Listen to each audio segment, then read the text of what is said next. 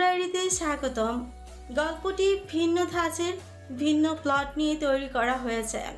গল্পটি পুরোপুরি না শুনে কেউ আগেই মন্তব্য করবেন না, এটা আমার অনুরোধ। আশা করছি গল্পটি আপনাদের ভালো লাগবে। আর গল্পের নাম শুনে হয়তো অনেকেই অনেক কিছু ধারণা করে,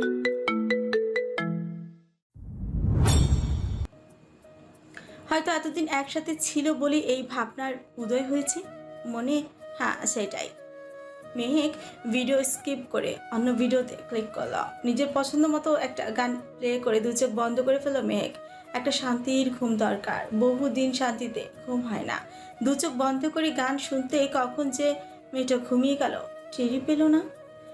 চোখ বন্ধ করেই শুধু বাজে বাজে দৃশ্যগুলো চোখের সামনে ভেসে উঠেছে। মিষ্টি কিছুতেই নিজেকে স্থির করতে পারছে না। শোয়া থেকে উঠে বসেই হাঁপাচ্ছে মেয়েটা। সামনে এসএসসি পরীক্ষা, লেখাপড়ার দিকে কিভাবে মনোযোগ দিবে সেই নিয়ে দুশ্চিন্তা হচ্ছে খুব। রাতটা এভাবে ছটফট করতে করতে কাটালো মিষ্টির। কিছু ভয়ানক স্মৃতি ম্লান হতে সময় লাগে। দেখতে দেখতে দু বোন বাড়ি আসার সপ্তাহখানিক কেটে গেছে। এরই মধ্যে নানান কটূক্তির শিকার হতে হয়েছে ওদেরকে।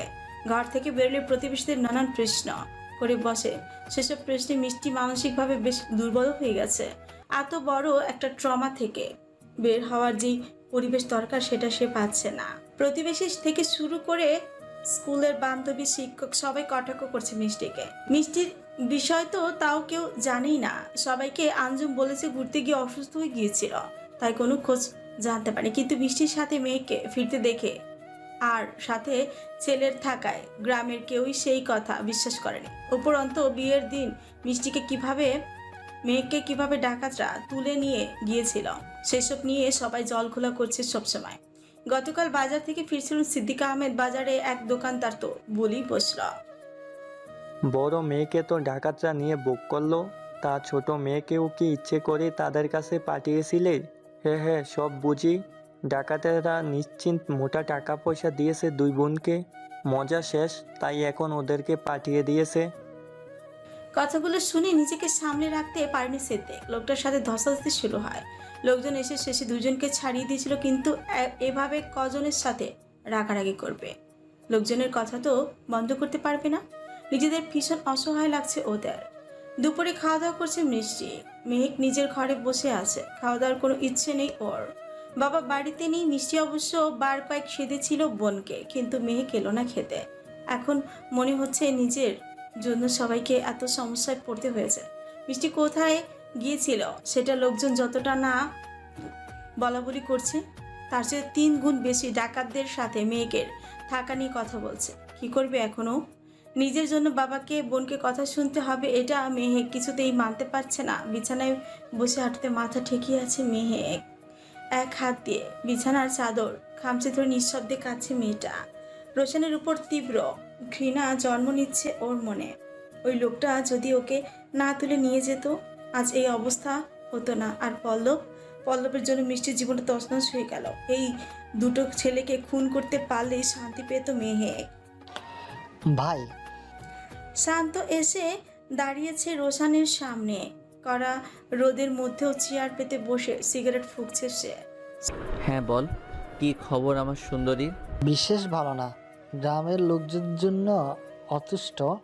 হালাদার বাড়ির লোকজন সবাই খুব আজে বাজে কথা বলছে। কি করা যায় শান্ত? পুরো গ্রামের লোকজনকে কিভাবে বোঝাবো আমার সুন্দরী পবিত্র? শান্ত চুপ করে রইল। রোশন ভাবছে কিভাবে কলঙ্ক মুক্ত করবে তার সুন্দরীকে। আচমকা শান্ত বলে উঠল, ভাই, বিয়ে করে নিলে তো হয়। চমকালো রোশন। বিয়ে শব্দটা কয়েকবার আওড়ে নিল। এই অনিশ্চিত জীবনে কিভাবে মেয়েটাকে চড়াবে? তাছাড়া তার সুন্দরী কখনো স্বেচ্ছায় বিয়ে করবে না তাকে। তা হয় না শান্ত। আমি চাই মেহেক ভালো থাকুক, সেই জন্যই নিজের অন্তরের জ্বালা সহ্য করে দূরে আছি ওর থেকে। তাছাড়া আমাকে ও কখনো মন থেকে বিয়ে করবে না। অর্ক তো মৃত্যুর আগে ঠিকই বলেছিল বল, আমি এখন সাধু হয়ে গেছি, মানে আগে যেসব নোংরামো করেছি তা তো মিথ্যা প্রমাণিত হবে না। শান্ত অর্কর কথা ভাবলো। দীর্ঘশ্বাস বেরিয়ে এলো ওর বুক ছিঁড়ে। মাঝে মধ্যে হুটহাট করে নেওয়া সিদ্ধান্তের জন্য পরে আফসোস হয় মানুষের, যেমনটা এখনো চিরসানের। সব কিছু ঠিক আছে ভাই, কিন্তু লোকজনের মুখ বন্ধ করতে হলে বিয়ে ছাড়া দ্বিতীয় কোনো পথ নেই। লোকজন যখন শুনবে ডাকাত বিয়ে করেছে, বিয়েটাকে আদৌ কেউ বিশ্বাস করবে?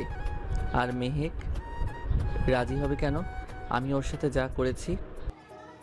জোর করে করতে হবে ভাই, আর বিয়েটা ওদের বাড়িতেই করতে হবে, তাহলে সবাই বিশ্বাস করবে।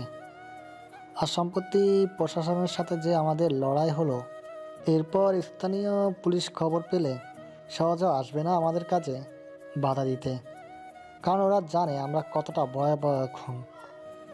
শান্ত সব কথাগুলো মন দিয়ে শুনল রোশন।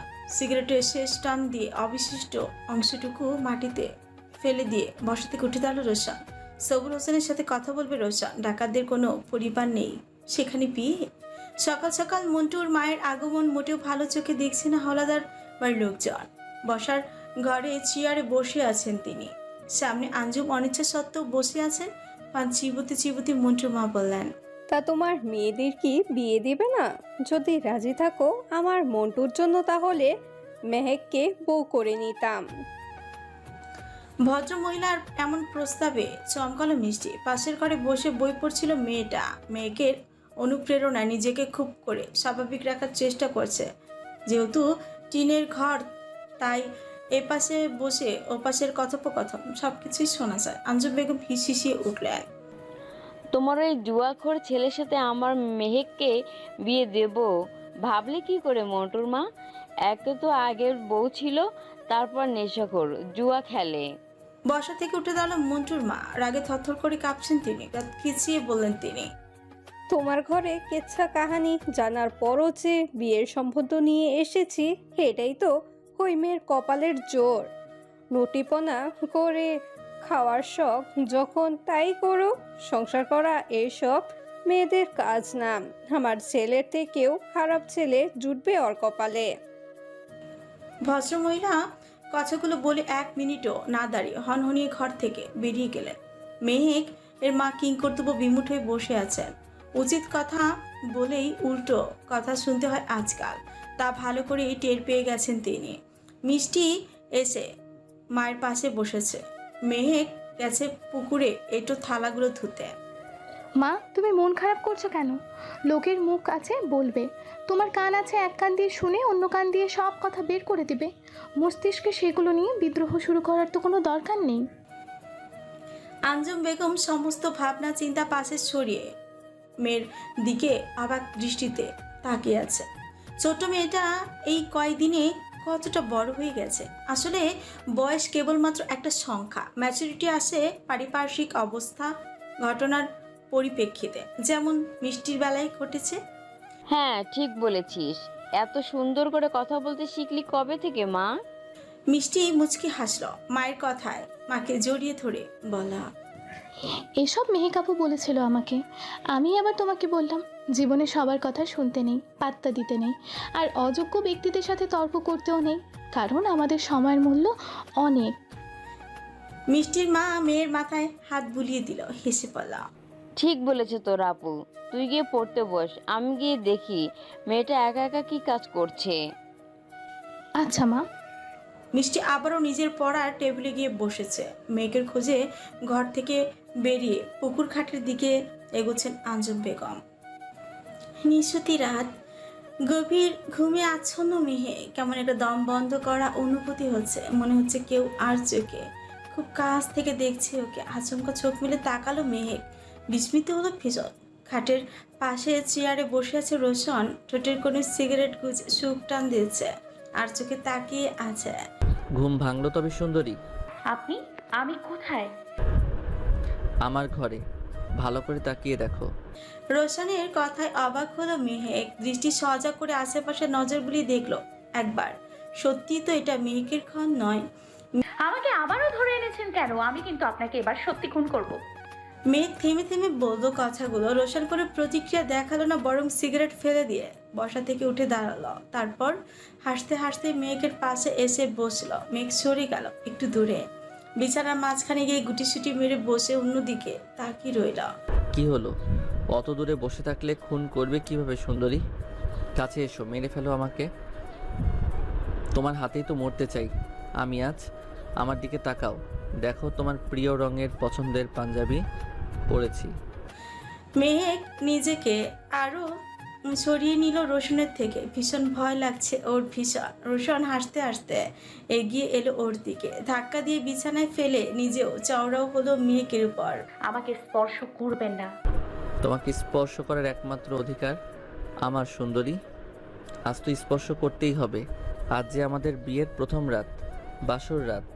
রোশনের শেষ কথাটা শুনে নিজের দিকে দৃষ্টিপাত করতে চমকালো মেহেক। লাল বেনারসি পরে আছে সে, পুরো ঘর সাজানো। রোশন এগুতে লাগলো তার কাছে। মেঘের দু হাতে নিজের হাত রেখে বিছানায় চেপে ধরে ঠোঁটে ঠোঁট ছুঁয়ে দিতে গেল। ভয়ঙ্কর দুঃস্বপ্ন দেখে শোয়া থেকে উঠে বসেছে মেহেক। গলা শুকিয়ে গিয়েছে, বুক ধরফর করছে। মনে হচ্ছে হৃৎপিণ্ডটা বুঝি এক্ষুনি গলা দিয়ে বেরিয়ে যাবে। মাথার উপর ফুল স্প্রিডে ফ্যান ঘুরছে, তবুও ঘেমে নিয়ে একাকার হয়ে গেছে মেয়েটার শরীর। কপালে বিন্দু বিন্দু ঘামের কণা জমেছে। লম্বা নিঃশ্বাস নিতে নিতে বালিশের পাশে থেকে টর্চ লাইট হাতে নিয়ে জ্বালালো মেয়ে। তারপর সমস্ত ঘর দেখে নিল একবার। না, নিজের ঘরেই আছে সে। এতক্ষণে ঘটে যাওয়া সব কিছুই তাহলে নিছক দুঃস্বপ্ন ভেবে নিজেকে কিছুটা ধাতস্থ করে নিল। পাশের টেবিল থেকে পানি ভর্তি গ্লাস হাতে নিয়ে কিছুটা পানি পান করলো মেহেক। রাত 3:30 বেজেছে। দেয়াল ঘড়ির সেটাই জানান দিচ্ছে মেহেককে ঘুমাতে হবে। নিজেকে শান্ত করে আবারও বিছানায় শরীর এলিয়ে দিল মেহেক। তবে সারা রাত আর ঘুম হলো না বেচারে। পূর্ব আকাশে সূর্য তার নিজস্ব জায়গায় ফিরে এসেছে। রাত পেরিয়ে ভোরের আলো ফুটেছে ধরণীর বুকে। সকাল সকাল মোরগের ডাকাডাকিতে ঘুম ভেঙেছে সিদ্দিক আহমেদের। আজ শুক্রবার, দোকান বন্ধ, তাই একটু দেরি করেই ঘুম ভেঙেছে। হাত মুখ ধুয়ে বাড়ির উঠানে বসেছেন তিনি। মাঝখানেক বাকি মিষ্টির এসএসসি পরীক্ষা, সেই জন্য একজন শিক্ষক বাড়িতে রাখা খুব দরকার বলেই মনে করছেন সিদ্দিক আহমেদ। এতদিন অনেক ঝামেলা গেছে, এখন একটু ঠিকঠাক মতো লেখাপড়ার দিকে মনোযোগ না দিলে হবে না। যদিও পরীক্ষার 1 মাসের মধ্যে নতুন করে কিছু শেখার হবে না, কিন্তু একজন নির্দেশনা দিলে পড়ালেখা ভালো হবে বলে ভাবছেন মিষ্টির বাবা। বাবা ভাত খাবে না? মেয়েকে দেখে হাসলেন সিদ্দিক। খাবো, তুই খেয়েছিস মা? হ্যাঁ বাবা, খেয়েছি। ঠিক আছে, তুই ভাত টেবিলে রেখে ঢাকা দিয়ে রাখ, আমি খেয়ে নেব। আচ্ছা বাবা, দোকান থেকে কিছু বিস্কুট রুটি নিয়ে এসো তো। মিষ্টি রাত জেগে পড়ে, ওর খিদে পায়। ঠিক আছে, বিকেলে গিয়ে আনবো। তোর মা কোথায়? মেহেক উঠানের এক পাশে রাখা ঝাড়ু হাতে নিয়ে বাড়ির পেছনের দিকে যেতে যেতে বলল, মা পুকুর ঘাটে, আমি গেলাম ঝাড়ু দিতে। সাবধানে কাজ করিস, সাপকোপ থাকতে পারে। মেহেক গলা উঁচিয়ে বলে। আচ্ছা। গাছের নিচে দাঁড়িয়ে আছে রোশান। মন মানসিকতা ভীষণ খারাপ। গতকাল সবুর হোসেনের সাথে মেয়েকে নিয়ে কথা বলেছিল, কিন্তু তিনি কিছুতেই রাজি নন বিয়েতে। ডাকাতেরা মেয়েদের তুলে এনে ভোগ করবে, কিন্তু বিয়ে না। না বিয়ে করে নিজেদের রাজত্ব হালকা করতে চায় না কোনো ডাকাতি। যাদের আগে ঘর সংসার ছিল তারা কেউ এখন এখানে নেই। এখানকার সবাই বাজে পরিস্থিতির শিকার হয়ে দুনিয়ার কেউ না থাকার কারণে ডাকাতের দলে যোগ দিয়েছিল। কিন্তু এসব কোনো যুক্তি রোশান এখন বুঝতে চায় না। মেয়েকে নিজের জন্য নয়, মেহেকের জন্য বিয়ে করতে চায় রোশান। এই জঙ্গলে আর না আসুক মেহেক, তবুও গ্রামে রোশানের স্ত্রীর পরিচিত পেলেই চলবে। রোশানের এমন আজ। সবুর হোসেন কাল থেকে বেশ ক্ষেপে আছে, তাই বাবা ছেলের মধ্যে কথাবার্তা বন্ধ আপাতত। ফয়সাল, ওকে বল বিকেলে অপারেশনে যেতে হবে। বাবার কথায় ভাবনার ছেদ ঘটল রোশানের। দূরে দাঁড়িয়ে আছেন সবুর হোসেন। ফয়সাল কোথা থেকে যেন দৌড়ে এলো। রোশানের মনে পড়লো আজ একটা ব্যাংক লুট করার প্ল্যান ছিল। জি বস, বলতেছি। ফয়সাল সবুরকে বলে রোশানের দিকে এগুলো। রোশানও ফয়সালের কাছাকাছি আসছে। বলতে হবে না, আমি শুনেছি। বাবাকে গিয়ে বলো আমি রেডি আছি, সময় মতো চলে যাব।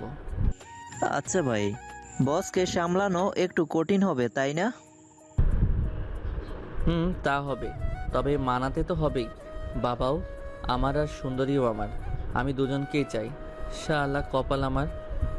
অন্য ছেলেদের মায়েরা এমন ঝামেলা করে, মানে ছেলের সাথে তার পছন্দের মেয়েকে মানতে চায় না, ইমোশনাল ড্রামা করে।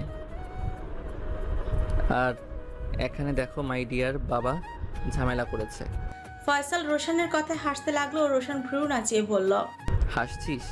আরে হাসিস না, তুই বুঝবি না। প্যান্টের চেইনে যার জিনিস আটকে সেই মজা বোঝে, বাকিরা তো চেয়ে চেয়ে দেখে। ফয়সালের হাসির মাত্রা দ্বিগুণ হলো রোশনের কথায়। রোশন হাসলো না, বরং সিগারেট ধরিয়ে অন্যদিকে হাঁটতে লাগলো। কতদিন তার সুন্দরীকে দেখে না সে। বুকটা প্রেম পিপাসে শুকিয়ে কাঠ হয়ে গেছে একেবারে। শুধু ওই মেয়েটাকে জড়াতে পারলেই এই পিপাসা মিটবে। দীর্ঘশ্বাস ছেড়ে হাঁটছে ডাকাতের বাচ্চা রোশন। তাহলে বাবা এই কথাই রইলো, কাল থেকে তুমি মিষ্টিকে পড়াতে বাড়িতে আসবে। ক্লাব ঘরে দাঁড়িয়ে আহনাফকে বলল সিদ্দিক আহমেদ। আহনাফ প্রাইমারি বিদ্যালয়ের শিক্ষক। মিষ্টির জন্য ওনাকে ঠিক করেছেন ওর বাবা। আহনাফ রোজ বিকেলে ক্লাব ঘরে আসে ক্যারাম বোর্ড খেলতে। হ্যাঁ চাচা, যাব, সমস্যা নেই। তবে সন্ধে যাব, সকালবেলা তো স্কুল থাকে, আর বিকেলে একটু এখানে আসি, মনটা ফুরফুরে লাগে। ঠিক আছে, তোমার সময়ের মতো এসো, সমস্যা নেই। আচ্ছা চাচা, আমি কাল সন্ধ্যা থেকে যাব পড়াতে।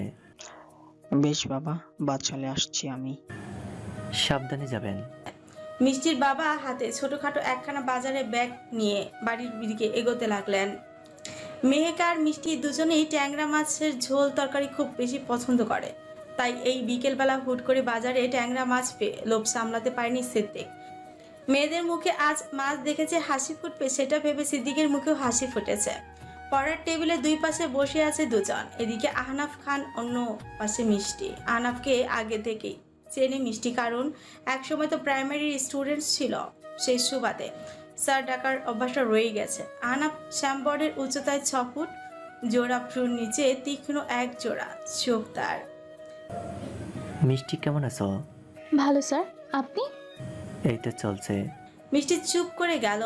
আগের মতো কথা বলার স্বভাব নেই এখন। বাবা ব্যতীত সব পুরুষের থেকে এসে নিজেকে গুটিয়ে রাখে।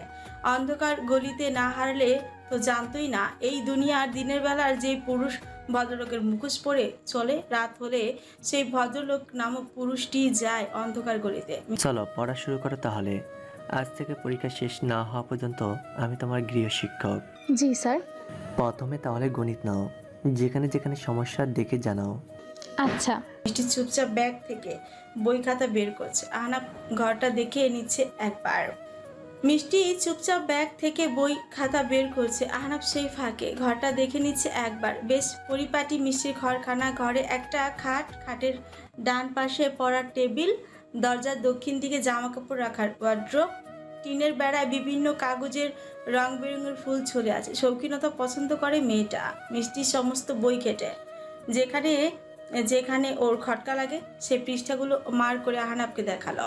মিষ্টির লেখাপড়ার প্রতি আগ্রহ দেখে বেশ সুন্দরভাবে প্রথম দিনেই পেরিয়ে গেল আহনাফের। সন্ধ্যাবেলা ঘর থেকে বেরিয়ে উঠোনে এসে বসেছে মেহেক। ঘরে গরম লাগছে, কারণ ওর ঘরের ফ্যান বিকেল থেকে আচমকা চলা বন্ধ করে দিয়েছে। সিদ্দিক আহমেদ সে বিকেলে গেছেন বাজারে, ফিরবে হয়তো আরও পরে। তাই আজকে আর ফ্যান সারানো হবে না মেহেকের। গরমে কিভাবে রাতটা কাটাবে সেই ভাবনার বিষয়। মেরুন রঙের থ্রিপিসে ভীষণ সুন্দর লাগছে আজ মেহেককে। এলোকেশি মেহেক বসা থেকে উঠে ফোনের ফ্ল্যাশ লাইট জেলে অল্প অল্প হেঁটে বাড়ির পেছনের দিকে এগোচ্ছে। ওখানে আবার দক্ষিণা বাতাস থাকে মাঝে মধ্যে।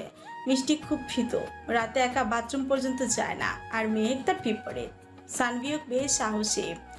গতকাল বিকেলে মামা বাড়ি গেছে ছেলেটা। একটা গাছের গুড়ির উপর বসলো মেহেক।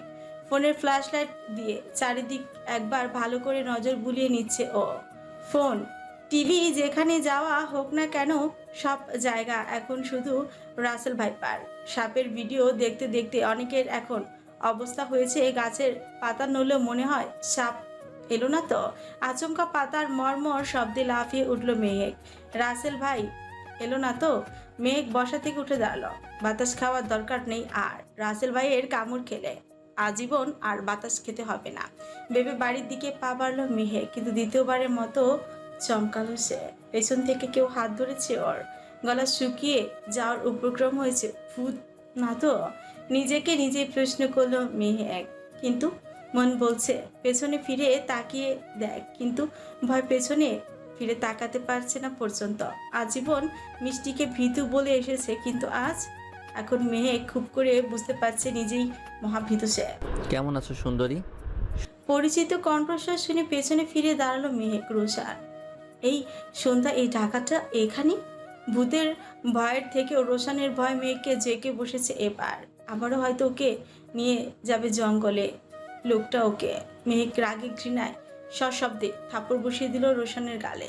রোশান কোনো প্রতিক্রিয়া দেখালো না, ঘাড় কাত করে মুচকি হেসে এক হাত মেহেকের কোমরে রেখে নিজের বুকের সাথে চেপে ধরল, আর অন্য হাত দিয়ে মেহেকের দুটো হাত ধরে ওর পিঠের সাথে চেপে ধরছে। মেঘ রাগান্বিত স্বরে বলা, থাপ্পড় একটা খেয়ে হয়নি, আরও লাগবে? এতদিন পরে আবারও আমার জীবনটাকে এলোমেলো করতে এসেছেন আপনি। আপনি জানেন আপনার জন্য আমার কত কথা শুনতে হয়। আমার বাবা মা লোকের কথা শোনে, আবারও কেন এসেছেন আপনি? কেন? রোশান এক দৃষ্টিতে তাকিয়ে আছে মেঘের ঠোঁটের দিকে। ওর কথা বলার ধরন ভীষণ ভালো লাগে রোশানের। মেঘ উক্ত কথাগুলো এক নিঃশ্বাসে বলে একটু দম নিয়ে ফের বলতে লাগলো, আর কি চাইছেন আপনি বলুন? সুন্দরী, তুমি রাগ করলে না তোমাকে ভীষণ সেক্সি লাগে। সবাই বলে রাগলে সুন্দর লাগে, আসলে বলতে পারে না যে হট লাগে। মেঘ নিজের হাত দুটো চেষ্টা করে ছাড়াতে পারছে না, মেজাজ খারাপ লাগছে ওর ভীষণ। অসভ্য লুচ্চার শয়তান মানুষ আপনি। আপনার স্পর্শে আমার শরীর ঘিন ঘিন করছে। ছাড়ুন, নয়তো চিৎকার করবো আমি। রোশান সো কুল্ড মোড়ে আছে, কিছুতেই যেন যায় আসে না তার। ডোন্ট কেয়ার মুড বলা চলে। কপালে উষ্ঠ ছুঁয়ে দিয়ে হেসে বলল রোশান, আমি খারাপই, আর আমার স্পর্শ ছাড়া আর কোনো পুরুষ স্পর্শ এক জীবনে আর পাবে না তুমি। আর রইল কথা চিৎকার করার, পারলে করো, আমি তো মানা করিনি। মেঘ ভীষণভাবে নড়াচড়া করে যাচ্ছে। সত্যি বলতে চিৎকার করা সম্ভব না মেঘের পক্ষে, কারণ রোশান কখনোই একা আসবে না গ্রামে। আশেপাশে নিশ্চয়ই আরও কিছু ডাকাত আছে, আর ওদের সবার সাথেই তো পিস্তল থাকে। চিৎকার করলে মা বোন এমনকি আশেপাশে লোকজন আসবে না, সেসব কিছুতে হতে দেওয়া সম্ভব না।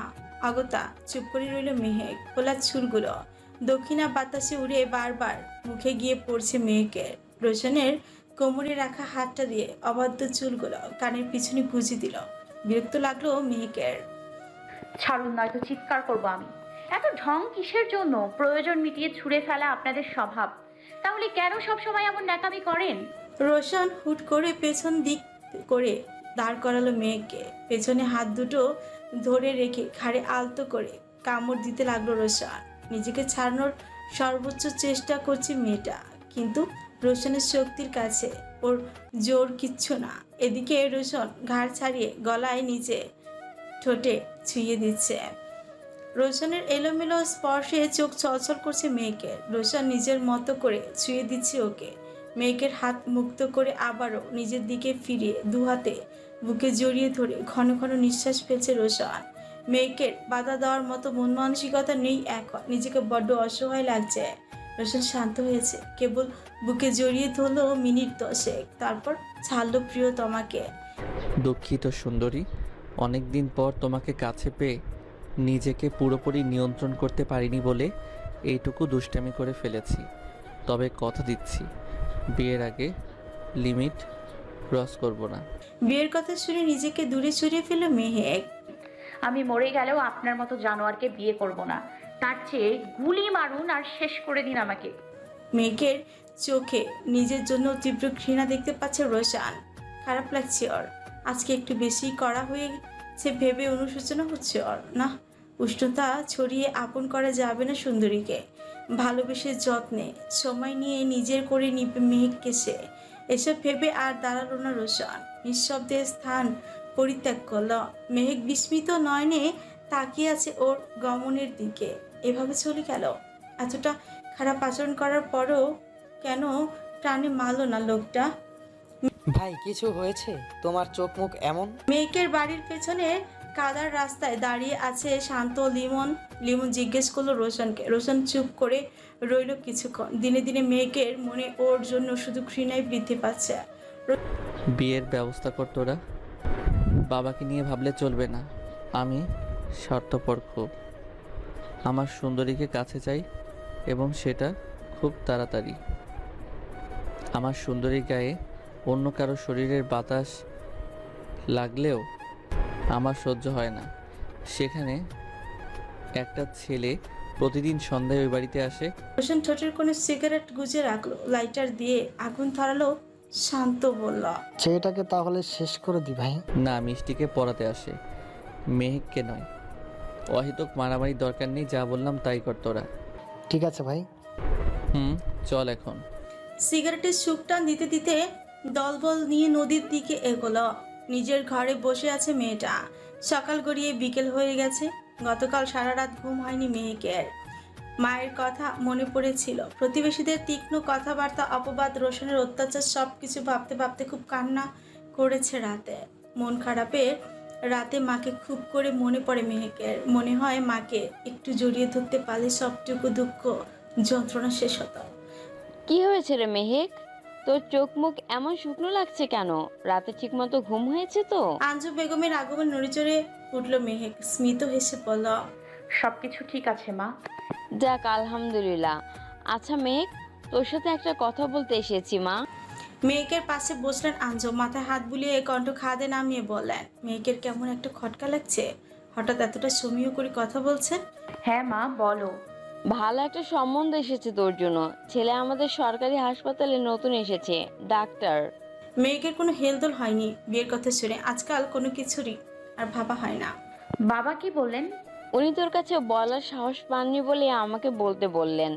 গতবার যা হলো তারপর। বাদ দাও মা ওসব, তোমরা যা ভালো মনে করো তাই করো। আঞ্জু বেগম হাঁপ ছেড়ে বাঁচলেন। খুশিমণি মেয়েকে আরও কিছু কথা বলে ঘর থেকে বেরিয়ে স্বামীর সাথে কথা বলতে গেলেন। দুপুরের কড়া রোদে নদীর পাড়ে দাঁড়িয়ে আছে রোশান। মন মেজাজের বালাই নেই আজ। আগামীকাল বিকেলে তার সুন্দরীকে দেখতে আসবে পাত্রপক্ষ। ছেলে সরকারি চাকরি করে শুনে যে মেহেকের পরিবার রাজি হয়ে গেছে সে বিষয়ে নিশ্চিত রোশন। কিন্তু মেহেক কিভাবে রাজি হলো? অবশ্য রাজি না হওয়ার কারণও তো নেই। রোশনের প্রতি তার কোনো অনুভূতি নেই মেহেকের হৃদয়ে। ভাই এভাবে রোদে দাঁড়িয়ে থাকলে কি কিছু হবে? লিমনের দিকে দৃষ্টিপাত করলো রোশন। খেকিয়ে উঠে বলল, তোর কি মনে হয় আমি এখানে অহেতুক দাঁড়িয়ে আছি? শান্তকে পাঠিয়েছি খোঁজ লাগাতে। কিসের খোঁজ? সরকারি ডাক্তারের নারী নক্ষত্র জানতে গেছে শান্ত। মনে হচ্ছে কপালে শনি আছে লোকটার।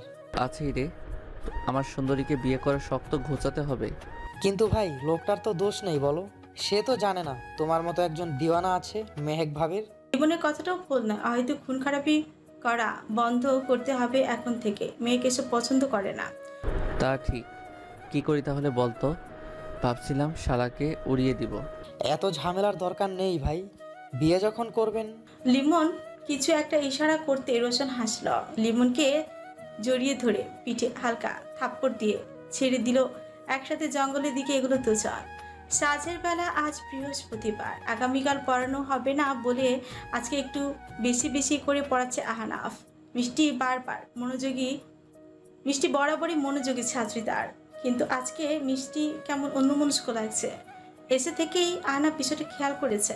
জিজ্ঞেস করেও করছে না, কিন্তু এভাবে তো পড়াও হচ্ছে না মেয়েটা। লোক মুখে মিষ্টির উধাও হওয়া নিয়ে অনেক কথাই শুনেছে আহনাফ, কিন্তু সেসবের তোয়াক্কা করে না ও। যে যা জীবন যেমন ইচ্ছে কাটা, সেই নিয়ে মাথা ঘামিয়ে কি হবে। কিন্তু না, এখন একটা প্রশ্ন করা খুবই দরকার বলে মনে হচ্ছে আহনাফের। মিষ্টি, তোমার কি কিছু হয়েছে? স্যারের প্রশ্নটা নড়ে চড়ে উঠল মিষ্টি। বোঝাই যাচ্ছে কিছু একটা ভেবেছিল। না স্যার, কিছু হয়নি তো। তবে এত অমনোযোগী কেন বলো তো? আপনি বুঝতে পারছেন? হ্যাঁ, বুঝবে না কেন? তোমার আচরণে বোঝা যাচ্ছে। আপনি জানেন আগামীকাল আপুকে ছেলেপক্ষ দেখতে আসবে, কিন্তু আমার মনে হচ্ছে এই বিয়েটা ঠিক হবে না আপুর জন্য। মিষ্টির কথা একটু চমকালো আহনাফ। কিছুটা আগ্রহী হয়ে উঠল। বইয়ের দিক থেকে মনোযোগী সরিয়ে দুজনেই কথোপকথনে মনোযোগী হয়েছে। এমন মনে হওয়ার কারণ? সব কিছু তো খুলে বলতে পারবো না, কিন্তু শর্টকাটে বলি। আপনি হয়তো শুনেছেন গতবার আপুর বিয়ের আসরে ডাকাত এসেছিল। হ্যাঁ শুনেছি, হবু বরকে নাকি বিয়ের আসরে গুলি করেছিল ডাকাতেরা, তারপর মেহেককে তুলে নিয়ে গিয়েছিল। হ্যাঁ স্যার, আমি জানি না রোশন ভাই ডাকাতদেরকে, কিন্তু উনি আপুকে ভীষণ ভালোবাসেন। মিষ্টির মুখে রোশন নামটা শুনে চমকালো আহনাফ। শুকনো ঢোক গিলে বলল, রোশন? তুমি শিওর? হ্যাঁ স্যার। রোশন ডাকাত সর্দারের ছেলে, ওই কদিন আগে পুলিশের সাথে বড়সড় বন্দুকযুদ্ধ হয়েছিল ওদের, তখন খবরে শুনেছিলাম। কিন্তু একজন ডাকাত কোনো মেয়েকে ভালোবাসে, কথাটা অবিশ্বাস্য এবং হাস্যকর মিষ্টি। আহনাফ দু হাতে উপরে তুলে আড়মোড়া ভাঙার মতো অঙ্গভঙ্গি করে নড়ে চড়ে বসল। মিষ্টি শান্তভাবে ফের বলে, ভালোবাসার চেয়ে বড় কিছু কি আছে স্যার? হৃদয় পরিবর্তন করতে সক্ষম এই ভালোবাসা নামক অনুভূতি, আবার হৃদয় জ্বালিয়ে পুড়িয়ে শেষ করার জন্যও যথেষ্ট। কথাগুলো বলতে বলতে মিষ্টি একটু অনুমনস্ক হয়ে গেল। আহনাফ হালকা কেসে উঠে বলল, বুঝলাম, কিন্তু তোমার বোন কি রোশনকে? না, আপু তো ওনাকে ঘৃণা করে, অবশ্য করার কারণও আছে, কিন্তু আমি মনে করি রোশন ভাইয়া আপুর জন্য সব কিছু করতে প্রস্তুত। আমি জানি ওই মানুষটার মধ্যে একটা ভালো মানুষ আছে, নইলে আমাকে বাঁচাতে। কি? মিষ্টি কথা শেষ না করে থেমে যাওয়াতে আহনাফ প্রশ্ন করে, কিন্তু মিষ্টি প্রসঙ্গ বদলায়। কিছু না, শুনুন স্যার, আমার মনে হয় আপুর বিয়ে ছেলেপক্ষের আসার কথা এর মধ্যেই রোশন ভাইয়া জানে, আর আমার মনে এটাও হচ্ছে উনি নিশ্চিত এ বিয়ে হতে দিবে না। তুমি কি করতে চাচ্ছ এখন? আমি চাই আপুর সঙ্গে ওনারই বিয়ে হোক। কিন্তু কেন? তোমার বোন তো তাকে ঘৃণা করে মিষ্টি। সময়ের সাথে সাথে যেমন তীব্র ভালোবাসা একদিন ঘৃণায় রূপ নিতে পারে, তেমনি এই তীব্র ঘৃণাও একদিন ভালোবাসায় রূপ নিতে পারে। বেশ, তারপর? আপনার সাথে শুধু শেয়ার করলাম বিষয়টা, এইটুকুই। আহনাফ মুচকি হাসল। এতটুকু মেয়ের কত গভীর কথাবার্তা। ঠিক আছে, আমি শুনলাম। এখন বলো, কোনো হেল্প লাগবে? তেমন কিছু না, তবে যদি তেমন পরিস্থিতি হয় আমি বলবো। ওকে, এখন পড়ো। মুচকি হাসল মিষ্টি। আহনাফ তাকিয়েছিল সেদিকে, কিন্তু দৃষ্টি সরিয়ে ফেল। এতটুকু মেয়ের দিকে আজকাল কেমন দৃষ্টিতে তাকায় ভাবতে নিজের বিরক্ত লাগে আহনাফের। এক জীবনে আর কোনো সম্পর্কে জড়াবে না বলে বিয়ে অবধি করে না করার সিদ্ধান্ত নিয়েছিল আহনাফ। এক নারীতে আসক্ত হয়ে চরমভাবে ঠকে গিয়েছিল লোকটা। সেই কষ্ট আজও ভুলতে পারেনি, কিন্তু মিষ্টির দিকে তাকালে সেই এরকম কষ্ট অনুভব করে আহনাফ।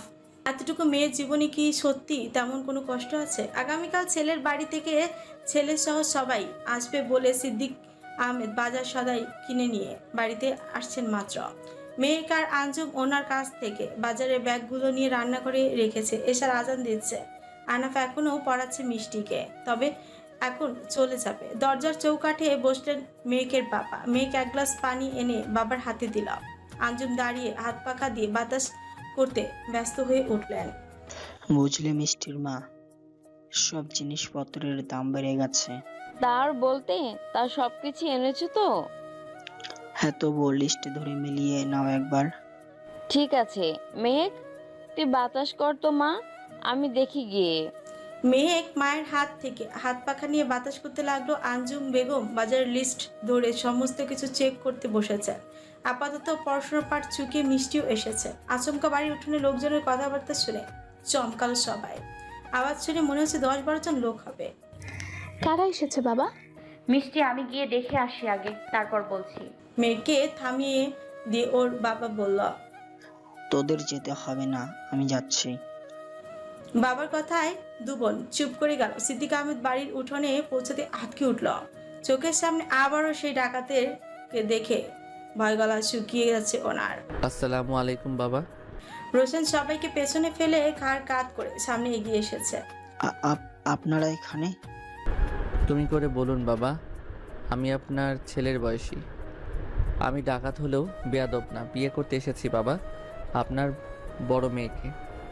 যদিও এত তাড়াহুড়ো করতাম না আমি, কিন্তু আপনার তো বড্ড তাড়া। মেয়ের জন্য এর মধ্যে আবারও বিয়ে ঠিক করতে উঠে পড়ে লেগেছেন। রোশনের কথায় সিদ্দিক আহমেদ চেঁচিয়ে উঠলেন। মেয়েকে জীবনটা আর নষ্ট হতে দিতে চান না উনি, তাই সব ভয়ডর রেখে রাগান্বিত স্বরে বলেন, খবরদার আমার মেয়ের দিকে নজর দেবে না তোমরা। প্রয়োজনে মরে যাব, আমার মেয়ে তাও তোমাদের সাথে অসম্মানিত হতে চাবে না। বাবা আপনি ভুল বুঝছেন, বিশ্বাস করুন আপনার মেয়ের দিকে আমি ছাড়া কেউ চোখ তুলে পর্যন্ত তাকাবে না। আমি তাকাবো কারণ আমি আপনার মেয়ের বড় হব। সিদ্দিকের মেজাজ খারাপ হচ্ছে। এরই মধ্যে মিষ্টি, আঞ্জু, মেহেক উঠোনে এসে দাঁড়িয়েছে। সবাই তো ভয় জড়সড় হয়ে গেছে। মেহেকের ভীষণ রাগও হচ্ছে রোশনের ওপর। এই লোকটা ওর জীবনটা শেষ করে ছাড়বে। রোশন মেহেককে দেখে বলল, এই তো আমার সুন্দরী বউটা এসে গেছে। রোশনের কথা শেষ হওয়ার আগে সিদ্দিক আহমেদ সজোরে থাপড় বসিয়ে দিল আকস্মিক ঘটনায় সবাই চমকে উঠল। প্রাণের ভয় থাকলেও কোনো বাবা তার মেয়েকে নিয়ে কোনো অসম্মানজনক কথা শুনতে পারে না। রোশানের বলা কথাগুলো মজা ভেবেই এতটা রেগে গেছেন মেয়েকের বাবা। রোশানকে থাপ্পড় মারার ফলে চোখের পলকের মধ্যে 6 জন বন্দুক ঠেকালো সিদ্দিকের মাথায়। প্রাণের ভয়ে হুঁশ এলেও তিনি কত বড় ভুল করেছেন তা ভাবতেই প্রাণে ভয় জেঁকে বসেছে ওনার মনে প্রাণে। মেহেক আর মিষ্টি দৌড়ে বাবার কাছে যেতে চাইলে আঞ্জুম বাধা দিলেন। রোশন সবাইকে দিয়ে না বোধক ইশারা করতেই সবাই বন্দুক সরিয়ে ফেল। রোশন এগিয়ে এলো মেহেকের বাবার দিকে। উনি আমার শ্বশুর হন, তাই সবাই ওনার কাছে ক্ষমা চাইবি। ওনার মাথায় বন্দুকের নল ঠেকানোর সাহস হয় কিভাবে তোদের? রোশনের ধমকে সবাই আটকে উঠেছে। শুধুমাত্র মেহেকের মেজাজ বিগড়ে যাচ্ছে। এত ঢং ন্যাকামি। রোশনের কথা মতো সবাই ক্ষমা চাইলো মেহেকের বাবার কাছে। রোশন হাসছে। এরই মধ্যে লিমন আর শান্ত এলো কাজী সাহেবকে নিয়ে। মেহেক ভয়ে মায়ের পেছনে লুকিয়েছে। বাবা, বিশ্বাস করুন, আপনার মেয়েকে ভীষণ ভালোবাসি আমি। প্রমিস কখনো অসম্মান করব না। আপনি দয়া করে রাজি হয়ে যান। এতগুলো ডাকাতের খপ্পরে পড়ে ভয়ে কাজী সাহেব কাঁপছে। বয়স ওনার 52 কি 53 হবে। চাপদারি, গাল ভর্তি, চিমচাম গরনের মানুষ। মিষ্টির মাথায় অন্য বুদ্ধি ঘুরপাক খাচ্ছে, কিন্তু কিভাবে সেটা রোশানকে বলবে। সিদ্দিক আহমেদ তবু চুপ করে আছেন। গতবার লোভে পড়ে ইকবালের সাথে বিয়ে দিতে রাজি হয়ে ভুল করেছিলেন, তাই আজ আর প্রাণের ভয় পেয়েও সেই ভুল করবেন না তিনি। লম্বা নিঃশ্বাস ফেলে মেহেকের বাবা রোশনের উদ্দেশ্যেই বলে, আমাকে মেরে ফেললো, আমি রাজি হব না। রোশনের মেজাজ খারাপ লাগছে। ভেবেছিল ভালোবেসে বুঝিয়ে শুনি বিয়েটা করবে, কিন্তু না, সেটার হচ্ছে না। এদিক ওদিক তাকাতে আচমকা মিষ্টির দিকে দৃষ্টিপাত করলো রোশন। কিছু একটা ইশারা করছে মেয়েটা। রোশন কয়েক সেকেন্ড মনোযোগ দিয়ে তাকিয়ে রইল ওর দিকে। তারপরে মুচকি হেসে পকেট থেকে একটা সিগারেট বের করে ঠোঁটে গুজে নিল। কয়েকটা না দিলে মন মেজাজ ভালো হবে না। আর সিগারেটে সুখ টান দিয়ে মিষ্টির দিকে এগোচ্ছে রোশন। মিষ্টির দিকে রোশনকে আগাতে দেখে আঞ্জুম ভয় কেঁপে উঠলেন। সিদ্দিক মেয়ের কাছে এগিয়ে আসতে চাইলে ফয়সাল শান্ত ওনাকে ধরে ফেললেন। সবকিছু দেখে মেহেক আর চুপ করে থাকতে পারছে না। ধৈর্য লিমিট ক্রস করে ফেলেছে এই ডাকাতেরা। এক্ষুনি এখান থেকে চলে যা, নয়তো পুলিশকে কল দিব আমি। কি চাস? আমাকে একটু শান্তিতে বাঁচতে দে, আর খবরদার আমার বোনের দিকে এগোবি না। রোশন আর মিষ্টির মাঝখানে দাঁড়িয়ে আঙুল উঁচিয়ে রাগে হিসিয়ে বলল। রোশন কিছু বলল না, তবে একটু আহত হলো ঋতুকারীর আচরণে। কিন্তু ব্যাপার না, তুমি আপনি সবকিছুই চলবে রোশনের। তবুও মেয়েকে চাই। রোশন মেয়েকে পাশ কাটিয়ে গিয়ে মিষ্টির হাত ধরে অন্য হাতে দিয়ে সিগারেটের মাটিতে ফেলে দিল। মেঘ অবাক দৃষ্টিতে তাকিয়ে আছে। সিদ্দিক আর আঞ্জুম কাঁদছেন। এরই মধ্যে আশেপাশের বাড়ির লোকজনও বিষয়টা টের পেয়ে গেছে, তবে কেউ ঘর থেকে বের হচ্ছে না। যে যার জানালা দিয়ে কিংবা দরজা দিয়ে সামনে দাঁড়িয়ে ঘটনাটা উপভোগ করছে। সত্যি বলতে কারো খারাপ লাগার বদলে হাওলাদার বাড়ির কেচ্ছা আবারও শুরু হয়েছে বলে হাসাহাসি করতে বেশি ভালো লাগে তাদের। ভালো কথায় যখন কাজ হলো না, তখন খারাপটাই বলি। হাই সুন্দরী, তুমি চুপচাপ আমাকে বিয়ে করবে, নয়তো আমি মিষ্টিকে সাথে নিয়ে যাব আর তোমার বাবা মাকে সোজা ওপরে। রোশন ঘাড় কাত করে দাঁত বের করে হাসছে। মেয়েকের ঘৃণায় শরীর ঘিন করছে। রোশনের এমন রূপ দেখে ছি, একটা মানুষ কতটা খারাপ হতে পারে। খবরদার, ডাকাতের বাচ্চা শয়তান একটা তুই। আমার বোনকে ছাড়, নয়তো আমি তোকে শেষ করে ফেলবো। আমার বাবাকেও ছাড়তে বল। তোমার হাত দাও, তাহলে আর মিষ্টির হাত ধরে রাখবো না। তুই চাইলে এখানকার সবাই ভালো থাকবে। এখন বলো কি করবে? সবাইকে কষ্ট দিবে নাকি বিয়ে করবে? আঞ্জুম এবার আর চুপ করে থাকতে পারলো না। ঠিক নিজের মেয়েকে বাঁচাতে সৎ মেয়েকে অনুরোধ করতে লাগলো বিয়েটা করে নিতে, কিন্তু মেয়েকের বাবা রেগে গেলেন তাতে। কি বলছো আঞ্জুম? আজ যদি দুটো মেয়ে তোমার নিজের হতো, তাহলে এক মেয়ের জন্য অন্য মেয়ের জীবন শেষ করতে পারতে। স্বামীর কথা চুপ রইলেন আঞ্জুম বেগম। মেয়েকের ভীষণ অসহায় লাগছে, তবে মায়ের প্রতি কোনো ক্ষোভ কিংবা রাগ হচ্ছে না। নিজের মায়ের মতো পৃথিবীতে আর কেউ হয় না, হবেও না। বাবাকে আর বোনকে মুক্ত করতে অবশেষে নিজেকে ধ্বংসের নামে লিখে দিতে প্রস্তুত হলো সে। আমি বিয়ে করব, থমথমে গলায় বলল মেহেক। সবে একসাথে হেসে উঠল ওরা। মিষ্টিও স্বস্তি নিঃশ্বাস পেল গোপনে। কিছু সময়ের ব্যবধানে কাজী সাহেব বিয়ে সম্পূর্ণ করলো রোশন ও মেহেকের। যেমন ছিল সেই অবস্থায় বিয়ে হলো মেয়েটার। রোশন ভীষণ খুশি আজ। মেহেক একেবারে চুপচাপ হয়ে গেছে, কবুল বলা ব্যতীত আর কোনো কথা বলেনি। মিষ্টির একটু হলেও বোনের জন্য খারাপ লাগছে, কিন্তু তবুও কোথায় গিয়ে মনে হচ্ছে পৃথিবীর সর্বোচ্চ ভালোবাসা পাবে মেহেক। শুধু সময়ের অপেক্ষা মাত্র। ঘড়ির কাঁটা রাত 10টা। রাতের খাওয়া দাওয়া করেনি সবুর হোসেন। ছেলেটাকে নিয়ে ভীষণ ঝামেলায় পড়েছেন উনি। সত্যি সত্যি আজ বিয়ে করতে চলে যাবে সেটা ভাবতেও পারেনি সবুর। শুধু চলে যাওয়ার আগে বলে গেছে, বাবা আমি তোমার জন্য পুত্রবধূ আনতে যাচ্ছি। ব্যাস। গত কয়েকদিন ধরে তো এই বিয়ে নিয়ে ঝামেলা চলছিল দুজনের মাঝে, তবুও সেই বিয়ে করতেই গেল ছেলেটা। ওকে কিছুতেই বোঝাতে পারছে না সবুর ডাকাতদের ডেরায় মেয়ে মানুষ থাকতে পারে না, তাও কারো বউ হয়ে। মেয়ে মানুষকে বিশ্বাস করে না। আর সবুর পর পুরুষের সংস্পর্শে আসলে এরা খারাপ হয়ে যায়, অন্য পুরুষের ছোঁয়া পেয়ে নিজস্ব পুরুষকে ঠকায়। এসব ভাবতেই সবুর হোসেনের মাথায় আগুন জ্বলে উঠল। পুরনো স্মৃতি, যন্ত্রণা সবকিছু হৃদয়ে নাড়া দিয়ে যাচ্ছে। ভাই ভাবিকে নিয়ে এসে গেছে, হুররে। বাইরে থেকে লিমনের কণ্ঠস্বর শুনিয়ে ভাবনা সুতো ছিঁড়ে ঘর থেকে বেরিয়ে গেলেন সবুর। 3-4 জন ছেলেদের সাথে নিয়ে দাঁড়িয়ে আছে রোশন।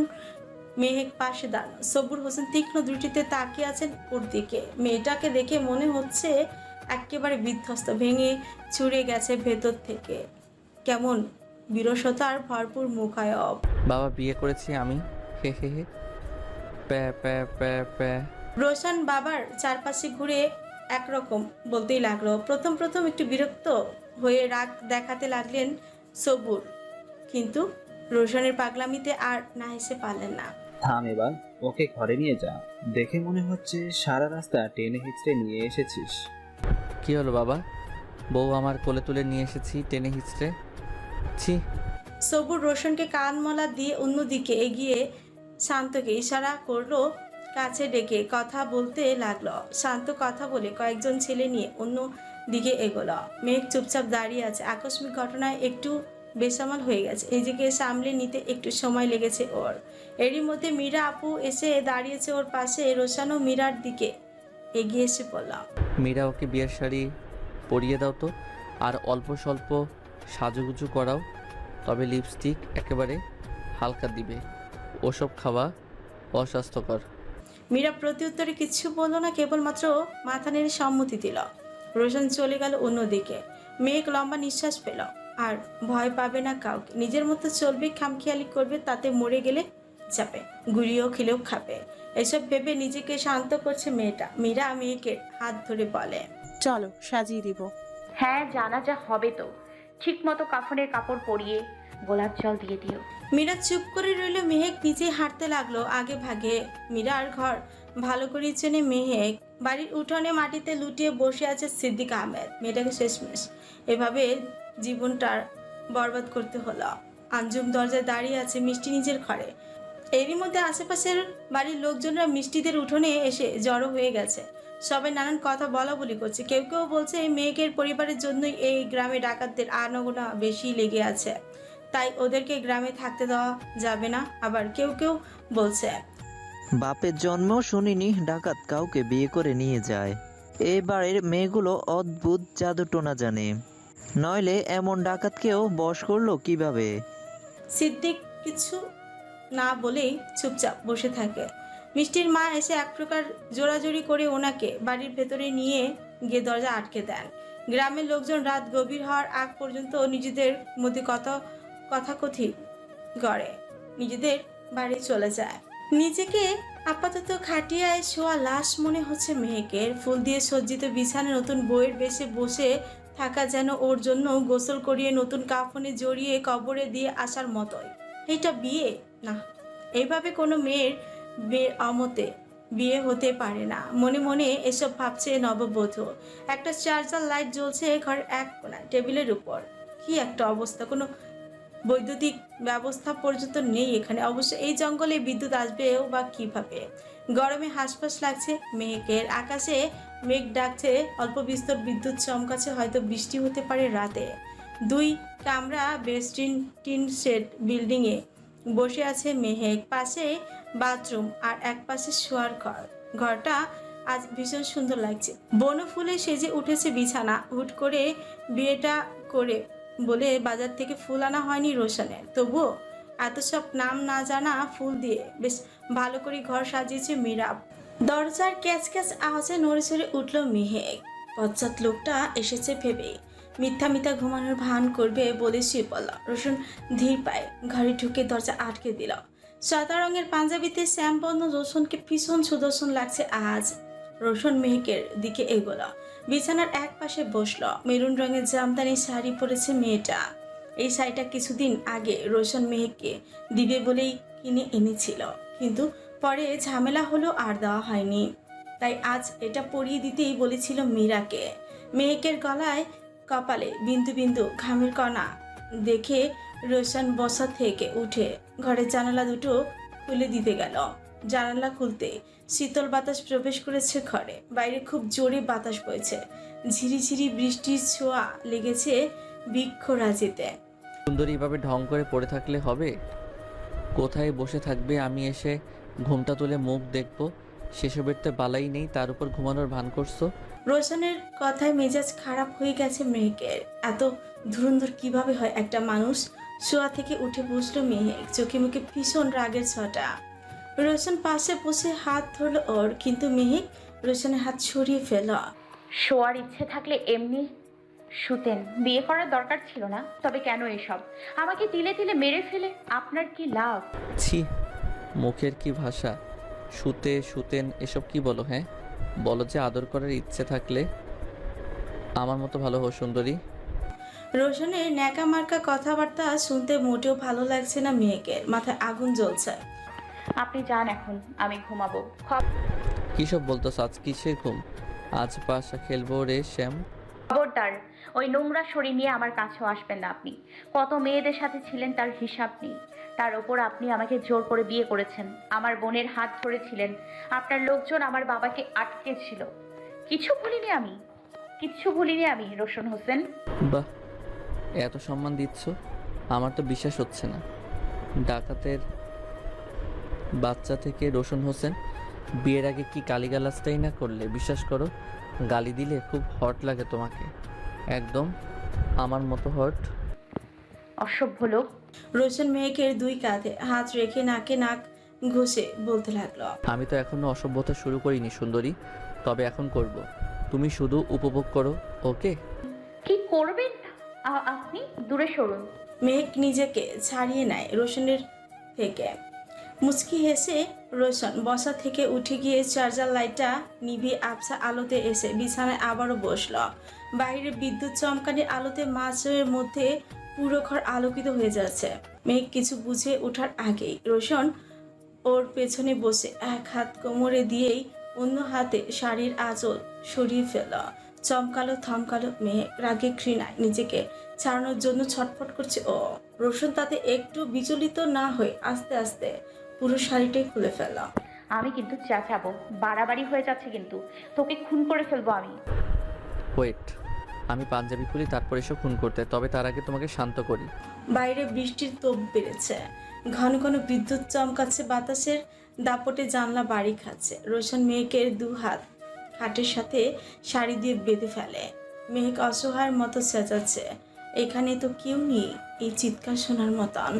রোশন অন্ধকারে হাতে আবারও এবার টর্চ লাইট জ্বেলে দিল। মুহূর্তেই মেহেকের অর্ধনগ্ন শরীর প্রকাশিত হলো রোশনের সামনে। চুপ করো, নয়তো মুখ বাঁধবো সুন্দরী।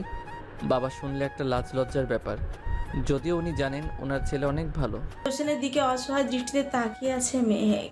যত যাই করুক, একজন পুরুষ মানুষের সামনে নারীর দৈহিক শক্তি কাজ করে না। রোশন নিজের পাঞ্জাবি খুলে দাঁড়ানো অবস্থায় মেহেকের দিকে দৃষ্টিপাত করল। চোখ সরাতেই পারছে না কিছুতেই। বউটা একটু রোমান্টিক হলে কি এমন ক্ষতি হতো? রোশন বসলো মেহেকের পাশে। মেঘ চুপ করে আছে, দু চোখ ছলছল করছে।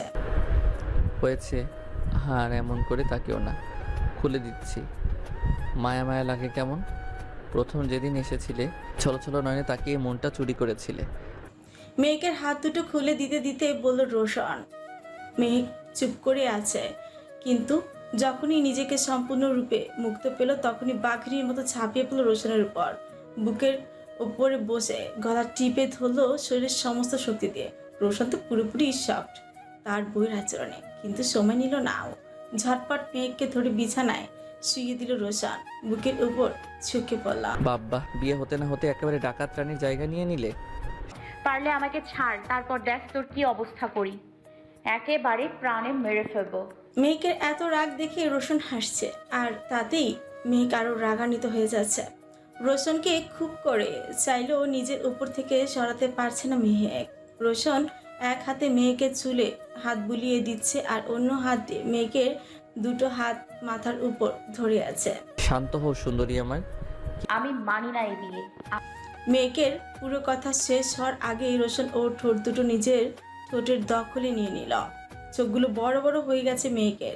অস্বস্তি লাগছে, ঘৃণা লাগছে। খুব করে চাচ্ছে রোশনের গভীর আলিঙ্গন উপেক্ষা করতে, কিন্তু পারছে না। রোশন উন্মাদ হয়ে গেছে মেয়েকের প্রতি। নিজের মন মতো সময় পর থামলো রোশন। ঠোঁটের দিক থেকে দৃষ্টি সরিয়ে বক্ষ বিভাজনের খাজে তাকালো। মেঘ গালাগালি করে যাচ্ছে। রোশন পোশাকের ওপর থেকে বুকের ঠিক মাঝ বরাবর ঠোঁট ছুঁয়ে দিল। তারপর বসা থেকে উঠে ছেড়ে দিল তাকে। রোশনকে এভাবে থেমে যেতে দেখে চমকালো মেহেক। কি হয়েছে? কেন হয়েছে? কখন হয়েছে আমি জানি না মেহেক, কিন্তু এটা হয়েছে। হ্যাঁ, তোমার প্রতি একটা অন্যরকম অনুভূতি কাজ করে আমার। তবে তোমার অনিচ্ছায় এভাবে ইন্টিমেট হতে চাই না আমিও। আমি চাই তুমি নিজে ইচ্ছে করে এসো আমার কাছে, ভালোবাসার দাবি নিয়ে। আবারও ঢং দিলাম বিয়ে। এবার সবাই খুশি তো? ডাকাত রওশনের ডাকাতনি মেহেক রানী। এবার দেখা যাক ডাকাত আর ডাকাত রানীর খুনসুটি প্রেমের সম্পর্ক। সবাই রেডি থাকবেন কিন্তু।